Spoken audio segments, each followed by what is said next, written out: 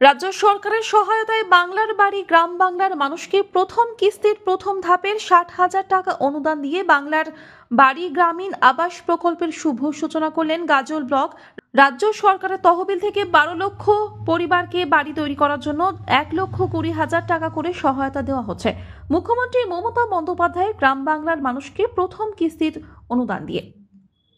গাজল block প্রশাসন এবং গাজল পঞ্চায়েত সমিতির সহযোগিতায় শনিবার দুপুরে ব্লক প্রাঙ্গণে প্রথম ধাপে 1700 জন উপভোক্তাদের সুবিধা প্রদান করা হচ্ছে।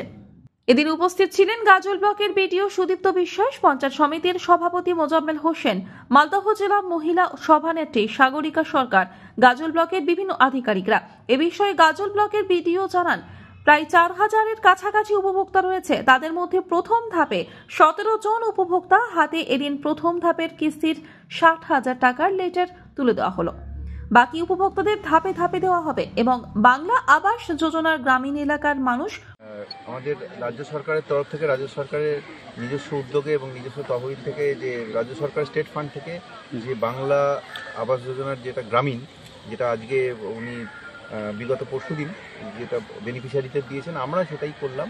সমস্ত বেনিফিশিয়ারিদের, অর্থাৎ যারা উপভোক্তা, তাদের প্রথম কিস্তির যে 60,000 টাকা আজকে স্যাংশন লেটার ওনাদের হাতে দেওয়া হলো। আমাদের পঞ্চায়েত সমিতির তরফ থেকে এবং জেলা পরিষদের তরফ থেকে যা মেম্বাররা ছিলেন ওনাদের হাত দিয়ে দেওয়া হলো এবং সমস্ত বেনিফিশিয়ারি যারা আছে তাদেরকে ওরিয়েন্টেশন করা হলো যে এটা এই টাকাতে ঘরই বানাতে হবে, অন্য কিছু বানানো যাবে না। সেইটা নিয়ে একটা প্রাথমিক ওরিয়েন্টেশন। আমাদের গাজল ব্লকে সর্বমোট প্রায় 4,000 বেনিফিশিয়ারি আছে। প্রথম লপ্তে 1700 জন এবং পরের লপ্তে আরও 29 জনকে আমরা কিন্তু এই টাকা আমরা প্রদান করব।